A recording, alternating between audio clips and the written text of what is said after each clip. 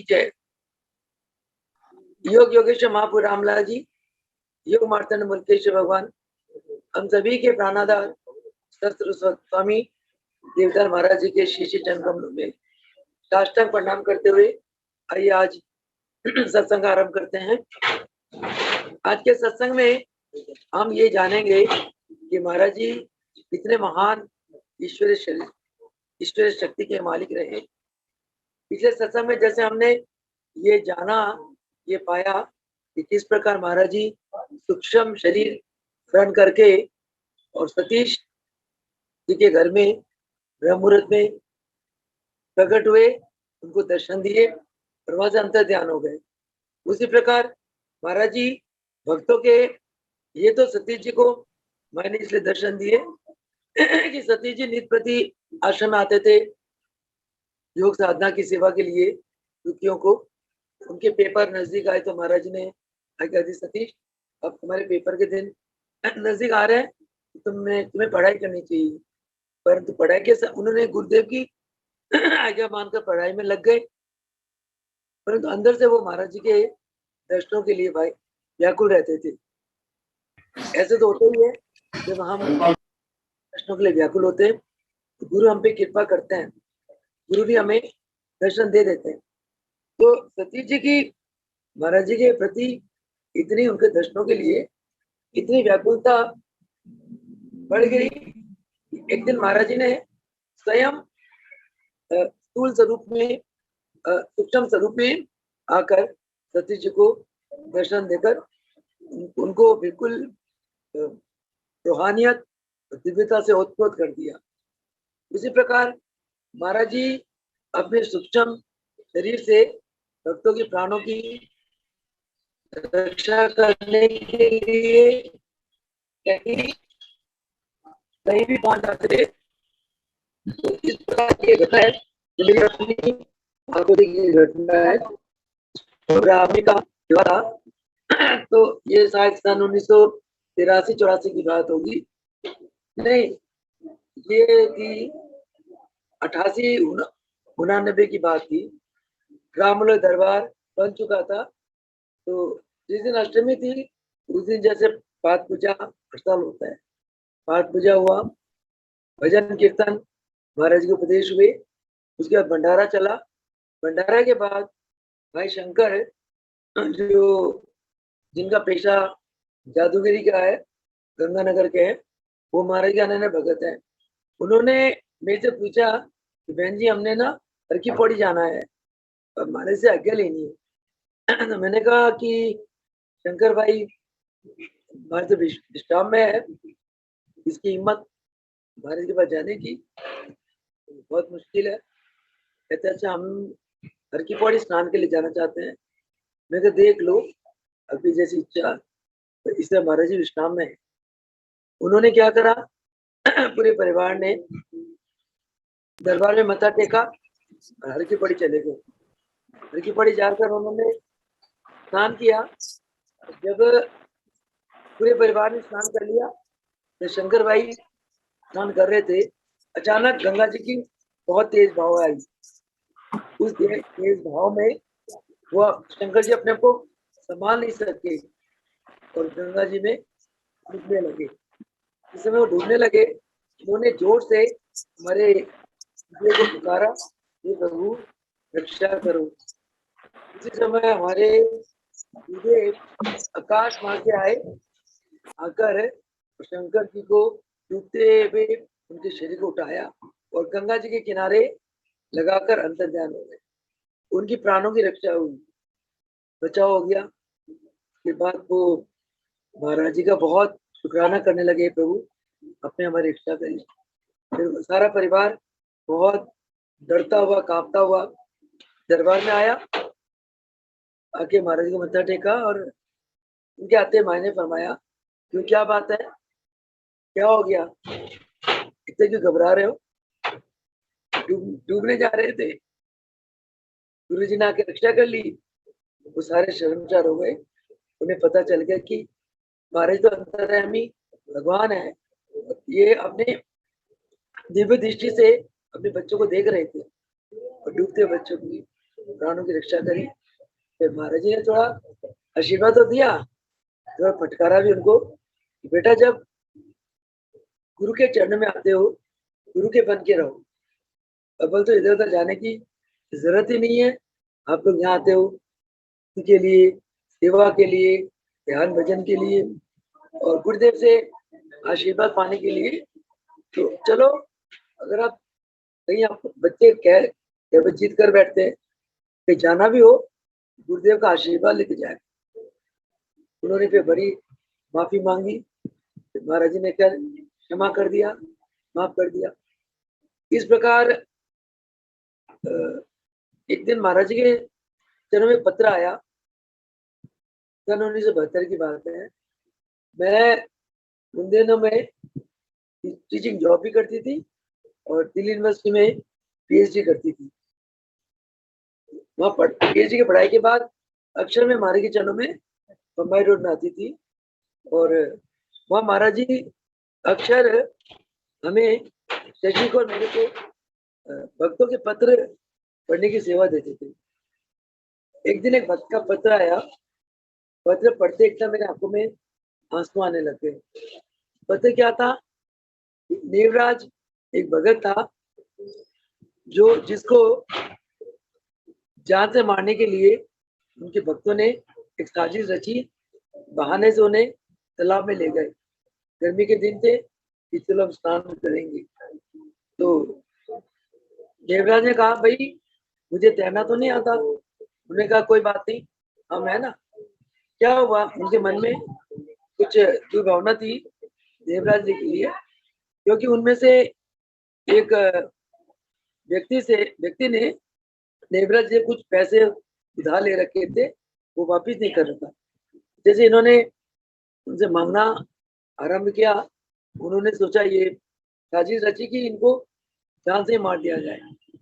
इस साजिश से वो उनको ले गए तालाब में और कहने लगे चलो स्नान करते हैं। देवराज जी के बहुत मना करने पर भी उन्होंने फैला के देवराज जी को तालाब के मझधार में ले गए, उनका हाथ जोड़ दिया और देवराज जी डूबने लगे।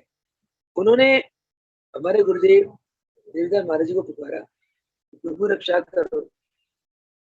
वो उस समय एकदम महाराज जी, हमारे देवदास महाराज जी आकाश मार्ग से आए, आकर और देवराज जी के प्राणों की रक्षा करी और बाहर आके एकदम अंतर्जान हो गए। ये सारी अपनी बीती देवराज जी ने उस पत्र में लिखा होता। और जैसे मैंने महाराज जी को सुनाई, महाराज जी मन मन मुस्कुरा रहे, मेरे आंखों में बड़े आंसू आए।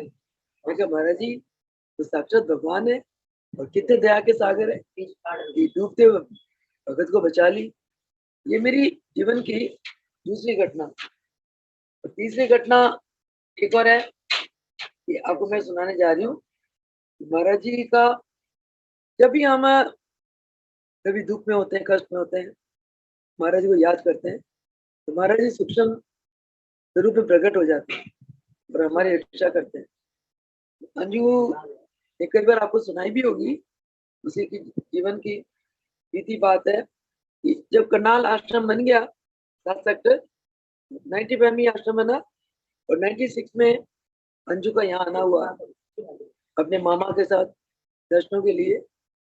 उन दिनों अचानक मेरे साथ सीमा सेवा में रहती थी, सीमा अचानक बीमार पड़ गई और महाराज जी ने अंजू को कहा अंजू तू रहेगी हमारे पास यहाँ। इसने कहा कि महाराज जी कपड़े तो आया नहीं, लाई नहीं। कहते कोई बात नहीं, हम तेरे को नए कपड़े सिलवा देंगे। खैर गुरु की आज्ञा थी, अंजू रह गई, सेवा करने लगी। एक रात्रि को क्या हुआ, अंजू पहली मंजिल में सो रही थी, सीढ़ियां चढ़ते जो ऊपर वाला कमरा है, सो रही थी। आधी रात को इसे क्या देखा कि जैसे कमरे के बाहर है इसकी चलने की आवाज, ये कुछ चल रहा है। ये थोड़ी सी जाग सी गई, अलर्ट हो गई कि पता नहीं कौन है, आधी रात को कौन बाहर घूम रहा है।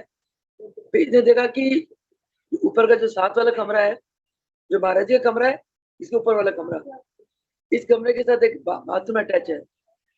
इसने देखा कि भाई कोई बंदा उस दूसरे कमरे में नॉक करा। नॉक करने के बाद बाथरूम में एंटर करा, वे टूटी खोली, ये सारी आवाज सुनाई दे रही इसको, ये पानी टूटी से पानी निकला। ये सारी जो घटना हुई, इससे अंजू को एकदम पक्का हो गया कि कोई बंदा ऊपर आया। तो ये सहम के ना बैठ गई, बैठ के और प्रभु जी का जाप करने लगी, ओम में प्रभु रामलाल जी एकदम सहम के दीवार के चिपक के बैठ गई, जाप करने लगी। जैसे ही थोड़े जाप करा, उसमें क्या देखती है कि कमरा एकदम, कमरे के अंदर प्रकाश ही प्रकाश हो गया। इसे खुले आंखों से देखा, प्रकाश हो गया और उस प्रकाश में देवदास महाराज जी प्रकट हो गए। अब महाराज जी के प्रकट होते ही क्या देखती है, कहीं से हवन कुंड आ गया, हवन सामग्री आ गई, दिया आ गया, गोला आ गया। फिर अंजू ने जब महाराज के दर्शन करे, इसे माई को प्रणाम करा, तो मैंने कहा अंजू चल हम हवन करते हैं। बिल्कुल खुली आंखों ये देख रही है, महाराज जी विराजमान हो गए और एक एक मंत्र भाजी ने बोला और हवन कुंड में वो आहुति डाली और एक एक मंत्र अंजू बोलती गई। इस प्रकार महाराज जी ने पूरा हवन करा उस कमरे के अंदर 108 मंत्रों के साथ। और जैसे 108 मंत्र की आहुति, 108 मंत्र के बाद जैसे आहुति समाप्त हो गई है, मतलब हवन खत्म हो गया, हवन के खत्म होते ही महाराज जी अंतर्ध्यान हो गए। तो इसको बड़ी हैरानी हुई, ये क्या हुआ, भाई महाराज जी आए थे और अंतर्ध्यान हो गए। तो ये जाप करती हुई सो गई। सुबह 3:30-4 बजे करीब उठी, नहा धो के नीचे वाले कमरे महाराज जी विश्राम में थे, भाई के चरण में आकर प्रणाम करा, आशीर्वाद लिया। प्रणाम करते ही, इसने प्रणाम करने की देर थी, महाराज जी ने फरमाया अंजू रात को क्या हुआ था, डर गई थी, तो गुरु जी आ गए, हवन किया, इतना डर हट गया। ये बड़ी, ये मौन हो गई। ये गुरु तो न रूप में साक्षात नारायण है, ऐसा तो नारायण ही कर सकते, साक्षात भगवान है। ये घटना फिर इसने सारी बात फिर भाई जी ने इसके मुंह से सुना कि चल सुना रात को क्या क्या हुआ, सारी बात बताई। हम लोग सभी बैठे हुए थे, हम लोग भी सुनकर बड़े गदगद हुए। वाकई इतने महान गुरु जो साक्षात परम भगवान है और हमें वो गुरु के रूप में मिले, भगवान गुरु के रूप में। तब से ही मन में महाराज के प्रति और श्रद्धा प्रेम बहुत ज्यादा बढ़ गया। इसी प्रकार एक और घटना है कि जिसमें महाराज जी एट ए टाइम 2 रूपों में है। एक भगत को महाराज जी एक ही समय में 2 रूपों में दर्शन दिए। वो क्या, सन 1996 में ये गिरीश जो है ना, जो कुरुक्षेत्र आश्रम में सेवा करता था, जो नाहन वाले शास्त्री जी हैं, देवी साई शास्त्री जी, उनका पुत्र, वो जब कुरुक्षेत्र आश्रम बना 2002 में, तभी से देखिए उसने काफी साल 10-15 साल वहां उस आश्रम में रहकर सेवा करी। वो उसने 1996 में गुरुदेव से दीक्षा ली। दीक्षा लेने के बाद वो अपने पिता देवी साई शास्त्री जी के साथ मनी महाराज आश्रम में, चंडीगढ़ 30 सेक्टर योग मंदिर में जाता था, क्योंकि तब 96 में मनी महाराज भी नहीं बना था और ना पंचकुला 12 सेक्टर का आश्रम बना था। चंडीगढ़ में एक ही आश्रम था, वो 30 सेक्टर में, जिसका नाम योग दिवा मंदिर है। तो वहाँ फंक्शन वगैरह होते थे तो सभी भगत वहां जाते थे। देवी साई शास्त्री भी आते थे वहां नान से, और उनके साथ गिरीश भी आता जाता था। एक बार क्या हुआ, गिरीश अपने पिता के साथ 30 सेक्टर वाले आश्रम में गया। सोनी से जाके ले ले 500 वहां जब पहुंचा, गद्दी में महाराज जी विराजमान थे और गिरीश के पिता देवीसा शास्त्री जो तो अंदर ही चले गए, मंदिर के अंदर जाके माथे मत्था टेका, आशीर्वाद लिया। पर तो गिरीश जो है ना, वो बाहर ही खड़ा रहा, अंदर नहीं गया, क्योंकि बचपना था उसके अंदर। बाहर खड़ा होकर वो इधर उधर भगत आ जा रहे थे, इधर उधर देखता रहा, जैसे छोटा बच्चा होता था, चंचल वृत्ति का, ऐसे करके खड़े होके इधर उधर देखता रहा। वो क्या देखता है, अचानक उसके पीछे हमारे महाराज जी खड़े हो गए। खड़े होकर उसकी पीठ को थपथपाई, थपथपा के कहते हैं, बेटा सेवा किया कर। वो तो हैरान हो गया कि हमारे तो गद्दी में विराजमान थे, तो मेरे पापा मुझे बुला रहे थे कि अंदर आ जा, और महाराज यहाँ कहाँ से आ गए। एकदम जो चौंक गया, तो उसकी नजर फिर मंदिर की तरफ गई। उसे देखा कि अरे महाराज तो गद्दी में विराजमान है, इधर तो आए ही नहीं। यानी कि एक रूप में, एक समय में एक महाराज जी का स्थूल जरूर शरीर तो गद्दी में विराजमान है, और सूक्ष्म शरीर, सूक्ष्म स्वरूप में महाराज जी ने आकर गिरीश को थपथपाया और उसको सेवा के लिए आज्ञा आशीर्वाद दे गए। इस प्रकार हम देखते हैं कि रामलाल प्रभु जी के जीवन में भी कई घटनाएं ऐसी है। एक समय में प्रभु जी ने 2 रूपों में भक्तों को दर्शन दिए। जैसे वो समाई वाला चैप्टर है, समाई ग्राम वाला, उसमें एक लखनऊ के भगत को भी प्रभु जी दर्शन दे रहे हैं एट ए टाइम प्रभु जी वहाँ समाई में, अखाड़े में सब भक्तों को प्रवचन कर रहे हैं, सत्संग में बैठे हैं। उसी टाइम में ऋषिकेश में प्रभु जी दूसरे भगत को दर्शन दे रहे हैं। एट ए टाइम प्रभु जी कई रूपों में, वही रूप, तभी हम कहते हैं कि रामलाल, तुलकराज, देवीदास भगवान, ये तीनों जो महापुरुष है, तीनों जो स्वरूप है, एक ही शक्ति के मालिक, तीनों के अंदर एक ही ईश्वरीय गुरु शक्ति विराजमान।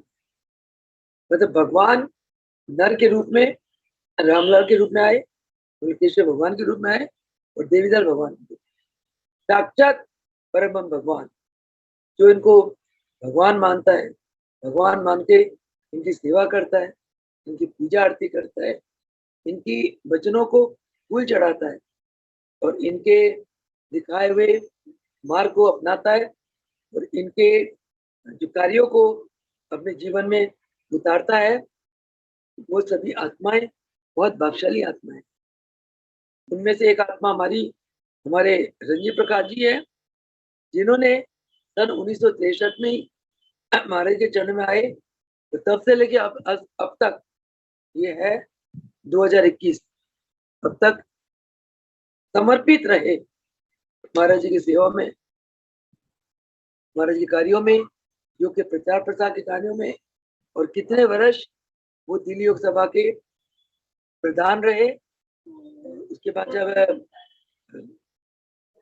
अपने श्यामलाल जी ब्राह्मण हो गए, उसके बाद वो दिल्ली लोक सभा के प्रधान योगाचार्य बने, और भक्तों को बहुत प्यार दुलार देते रहे, सत्संग करते रहे, और जब भी दिल्ली में फंक्शन होता था, बड़े आदर मान भक्तों को देते रहे, बड़े प्रेम से प्रसाद बांटते थे। और जब भी वो प्रवचन के लिए खड़े होते थे, ज्ञानवान की बातें कम बोलते थे, 90% जो है ना, वो महाराज की महिमा को गाते, क्योंकि उन्होंने 1963 से लेकर 98 तक इतना लंबा जीवन गुरुदेव के चरणों में काटे। उनके सामने इतनी अलौकिक करिश्माएं हुई, तो वो उन करिश्माओं को ही अपनी आंखों देखी अलौकिक घटनाओं को भक्तों को सुनाते थे, और भगत सुनकर गदगद हो जाते थे। अभी हाल ही में देखो, 2021 में कोई भी विजयवाड़ा नहीं गया, कोरोना का बहुत कहर था, इसलिए ये जो हम लोग हर साल मूलक जयंती मनाते हैं चंदावरम साउथ इंडिया में, तो ये फैसला हुआ इस बारी कि भाई कोरोना करके फंक्शन ना किया जाए ताकि भगत सत्य में ना आ जाए। कैंसिल हो गया, ठीक है। सब लोगों ने अपने अपने स्थानों में 14 जनवरी का उत्सव मनाया। हम लोगों ने भी 13 और 14 को मुल्क राज प्रभु जी के जन्मदिन पंडाल में मनाया। जैसे दिल्ली वालों ने दिल्ली में मनाया, चंडीगढ़ वालों ने चंडीगढ़ में मनाया, हर जगह मनी। परंतु गुप्ता जी देखो, कुछ भगत तो वहां गए, 15-16 भगत उत्तर भारत से गुप्ता जी को प्रभु जी ले गए। 3-4 भक्तों के साथ ऐसा प्रोग्राम बना कि गुप्ता जी बाई एयर गन्नापुरम पहुंचे और पहुंचकर जिस स्थान में गुरुदेव ने आज्ञा दी थी कि मुल्क जयंती यहीं बननी चाहिए, उस स्थान में मनाया उन्होंने। और हम सब हैरान, अरे गुप्ता जी कैसे पहुंच गए विजयवाड़ा? तो ले जाने वाले कौन है? गुरुदेव है। गुरुदेव को पता था ये इसकी अंतिम यात्रा है। फिर वहां भी गए चंडीगढ़। हमेशा चंडीगढ़ में फंक्शन में गुप्ता जी एक दिन पहले जाते थे, इसमें 2 दिन पहले गए। मैं तो हर साल ही 2 दिन पहले जाती हूँ। मैं वहां जब 2 दिन पहले गई, गुप्ता जी को देखे मैं हैरान हो गई। मैं कहा, गुप्ता जी आप तो हमेशा शनिवार को आते हो, इस बार आप शुक्रवार को आ गए। कहते पता नहीं, बस प्रभु जी ने प्रेरणा दी, प्रोग्राम बन गया। और फिर उन्होंने कहने लगे कि हम ना यहाँ से वहाँ क्या नाम है, कुमारहट्टी, जो हिमाचल में एक नया आश्रम बना है ना, तो कहते हमारा प्रभु जी की प्रेरणा हो रही है कि हम कुमारहट्टी का भी प्रभु जी के वहाँ उस स्थान का दर्शन कराए। तो शुक्रवार वहां पहुंचे चंडीगढ़, शनिवार भक्तों के साथ वो कुमारहट्टी भी गए। मतलब गुरुदेव को सब जानी जान भगवान है, उनको पता था कि भाई ये 83 साल की उम्र में गए, अब ये गुप्ता की अंतिम यात्रा है। भगवान को तो पता था, और हम लोग को तो सुनने भी नहीं सोच सकते थे ऐसा होगा। कुमारहट्टी गए, ठीक ठाक है। मैंने कहा, अरे गुप्ता जी आप कुमारहट्टी जा रहे हो? कहते हाँ, आप भी चलो। मैं कहा, ना ना ना, मुझे तो पहाड़ों से बहुत डर लगता है, इतनी ऊंची चढ़ाई मैं तो नहीं जाती हूँ। वो जून में देखूंगी, जब प्रभु जी ले जाएंगे तब जाऊंगी। अब तो मैं इस फंक्शन के लिए आई हूँ, तो मेरी यहाँ ड्यूटी है।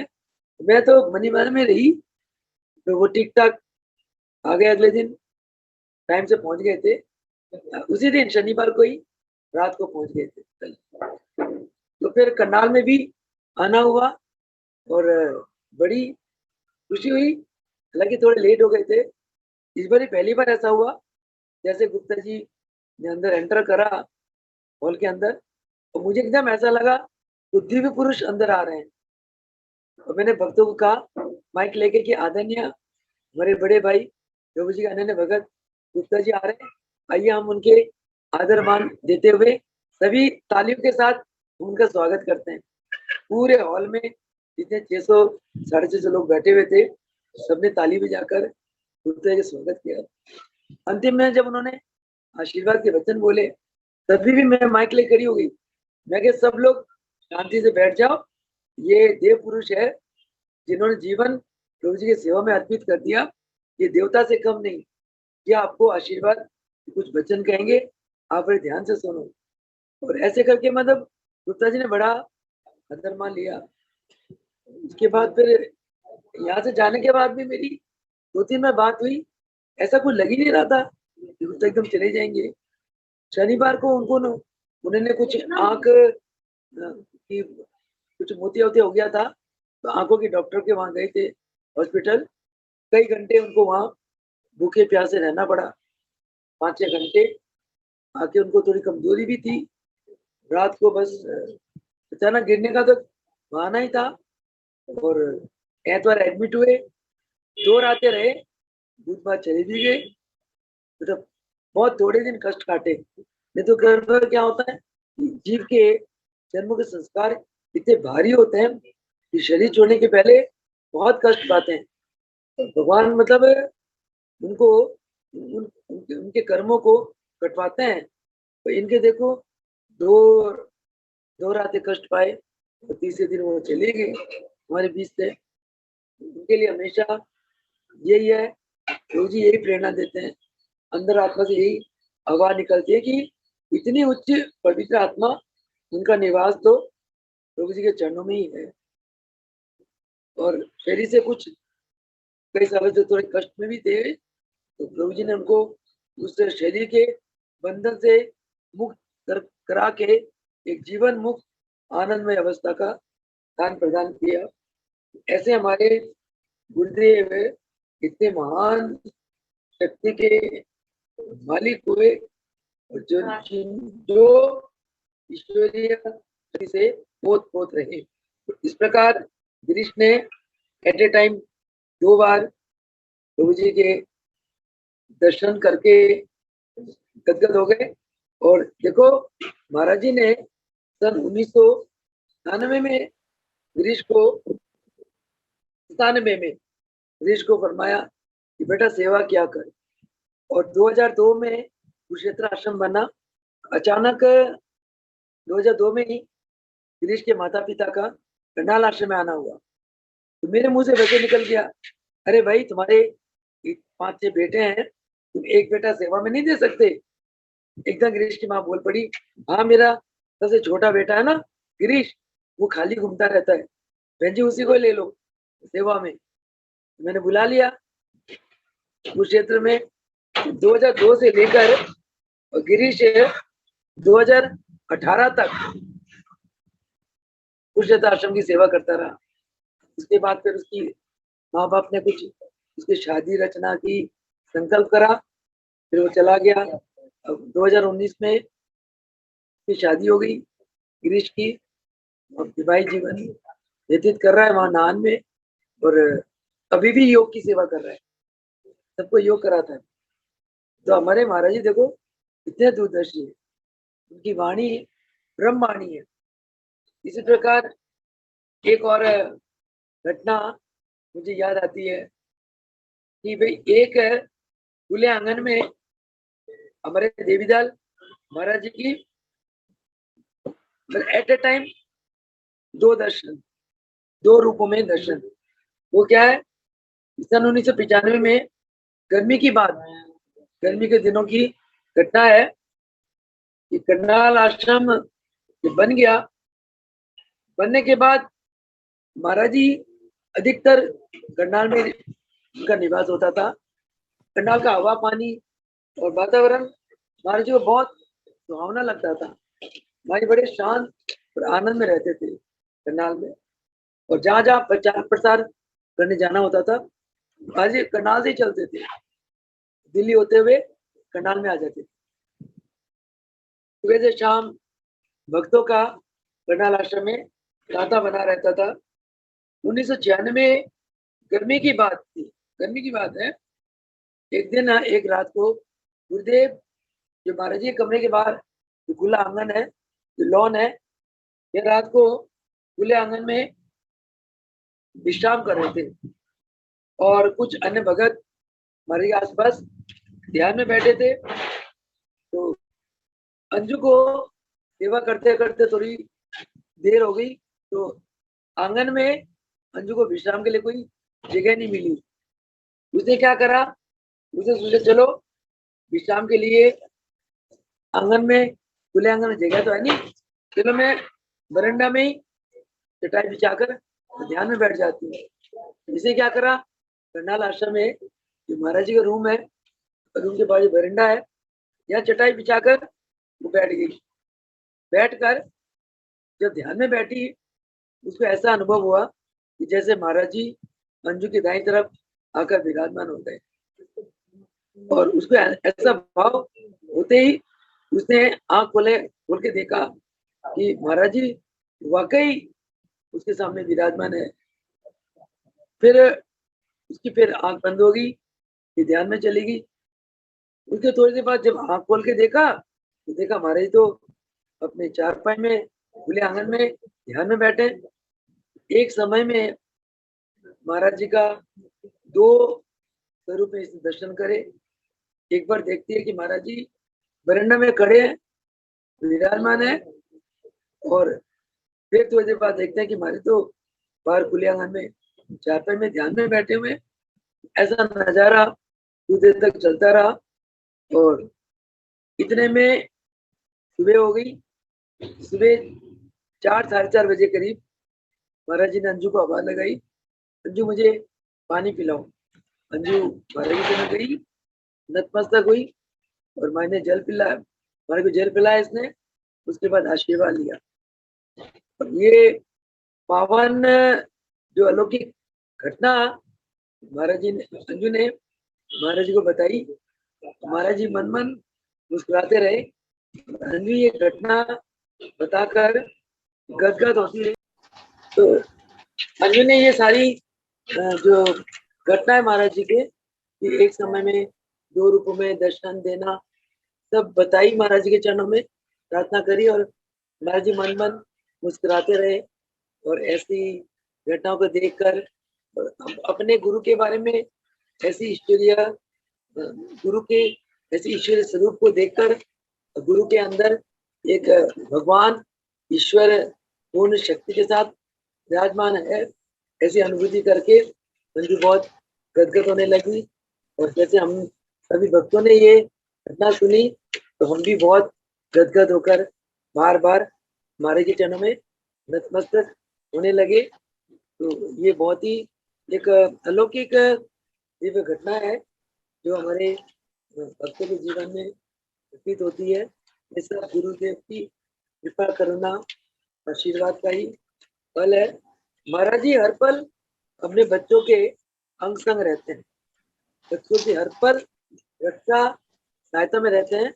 देखो अभी कई दिनों से हमारी कृष्णा अरोड़ा जो है वो उसको कोविड पॉजिटिव था और उसके बाद कोविड निगेटिव भी आ गया, उसका बुखार ही नहीं टूट रहा था। बड़ी परेशान। तो संस्कार थे उसके हॉस्पिटल में जाना, 4-5 दिन हॉस्पिटल में रही, एंटीबायोटिक दिए और वो ठीक हो गई, बिल्कुल बुखार बिल्कुल टूट गया उसका एंटीबायोटिक लेते ही।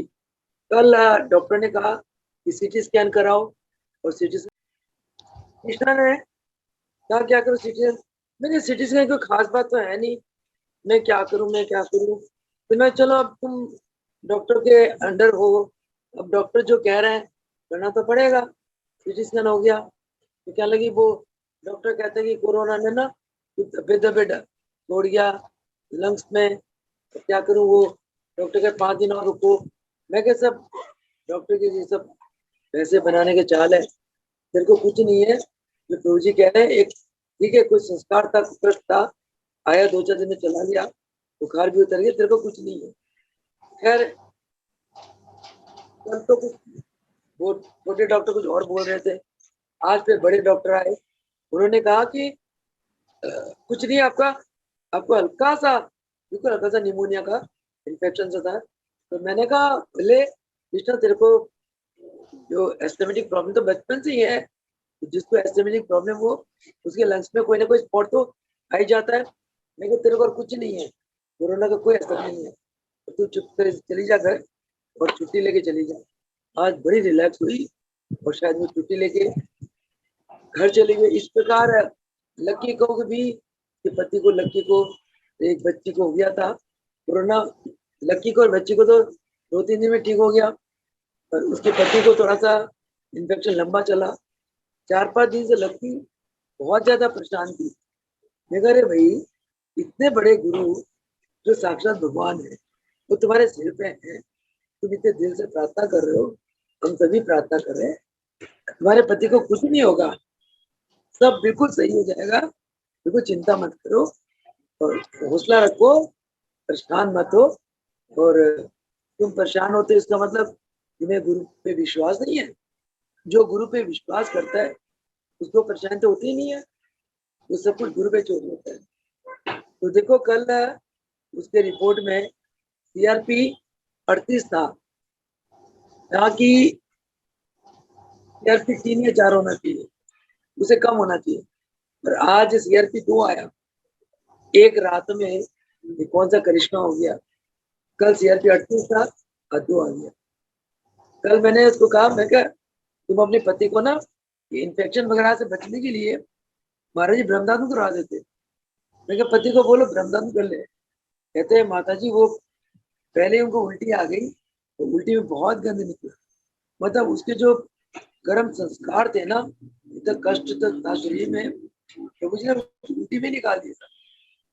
ऐसे दया के सागर है हमारे गुरुदेव। आज भी वो सभी भक्तों के अंश है, सभी भक्तों के अंश है। आज भी सिर्फ हमारी पुकारने में देरी होती है, हम पुकारने में देर लगाते थे, या अगर हमारे मन में कुछ संचय आ जाता है, दिल से पुकार नहीं निकलती, इसलिए हम परेशान होते हैं। इसलिए कहने का भाई ये है कि जाके राजा साइया मार सके ना कोई। और एक और बात याद आती है कि जब कोई नहीं आता, मेरे सतगुरु आते हैं, मेरे सुख के दिनों में वो बड़े काम आते हैं, मेरे दुख के दिनों में बड़े काम आते हैं। एक और लाइन याद आती है, सुनी थी मैंने, निर्बल के बलराम। जो निर्बल होता है उसका बल कौन होता है? उसका बल राम है। इसलिए गुरु की महिमा घातक गाय। कबीर कहता है सब पर्वत तय करूं, गोल समुद्र मचाए, धरती का कागज करूं, प्यारे सतगुरु स्थिति ना संभल। तो सतगुरु तो संसार में करोड़ों में एक होते हैं, गुरु बहुत है। सतगुरु जो सत्य है, जो हमेशा है, जो हमेशा है, उनका नाम सतगुरु। जो हमेशा रहकर शिष्य को ज्ञान देते हैं, शिष्य की रक्षा करते हैं और शिष्य को मार्गदर्शन देते हैं, वो सतगुरु करोड़ों में एक होता है। वो हमारे रामलाल प्रभु जी, वेंकटेश्वर भगवान और हमारे सतगुरु स्वामी दीनदयाल महाराज हमेशा है। महाराज जी कभी नहीं गए, इसलिए हमें कभी भी किसी बात से परेशान नहीं होना। देखो जो हम लिखवा के आए हैं वो तो होगा ही होगा, जो हमारे भाग में है तो मिटा नहीं सकता। परंतु गुरु के शरण में आने से ये कष्ट, कांटे वाले कष्ट फूलों की तरह लगते हैं, कांटेदार कष्ट फूल बन जाते हैं, और बंदा भुगता अपना कष्टों को भुगत जाता है, उसको पता ही नहीं चलता कैसे भुगत गया। आंधी आती है चली जाती है, बारिश आते हैं चले जाते हैं, सर्दी आती है, एक साथ तो दिन हमेशा इसका भी नहीं होता। सुख के बाद दुख, दुख के बाद सुख। परंतु अगर प्यारे गुरु का, महान गुरु का हाथ सिर पे हो तो कष्ट कष्ट महसूस नहीं होता। तो हमने जन्मों से कर्म किए वो तो आएगा ही। अगर हमने कोई चीज बोया है, जमीन ने उगाया है, तो काटेंगे भी तो हम, हमारा बोया हुआ कर्म दूसरा कोई काटेगा, हमने खुद ही काटना है। जब हमें कुछ बोया हम काटे, बोते हुए तो हंसते से बोते हैं, काटते हुए रो रो के काटते हैं। क्यों भाई? इतने बड़े गुरु का हाथ हमारे सिर पे है, अगर हमने एक चीज बो दी हंसते से काटो, करना कहे का है, घबराना किस लिए? इसलिए गुरु के प्रति हमेशा हमेशा समर्पित रहो, भक्ति करो, गुरु को भगवान के समान मानो। गुरु और भगवान में कोई अंतर नहीं। गुरु को भगवान मान के दिन रात गुरु की पूजा करो। गुरु की असली पूजा क्या है? उसकी आज्ञा का पालन। गुरु की असली पूजा क्या है? उसकी भक्तों की सेवा। गुरु की असली पूजा क्या है? निष्काम निस्वार्थ भाव से भक्तों की सेवा। गुरु की असली पूजा क्या है? गुरु की आज्ञा के अनुसार नित प्रति साधना करो, अभ्यास करो। अभ्यास करने से हमें शक्ति प्राप्त होती है, उस शक्ति से फिर हम दूसरों की निष्काम सेवा कर सकते हैं। खुद में शक्ति नहीं है तो दूसरों की क्या सेवा करेंगे? शक्ति कहाँ से मिलती है? शक्ति अभ्यास से मिलती है, साधना से मिलती है। इतना कहते हुए आज वाणी को विराम देंगे। बोल सदगुरुदेव भगवान। योगेश्वर महाप्रभु रामलाल जी की जय। जय हो। जय देवलाल भगवान की जय हो।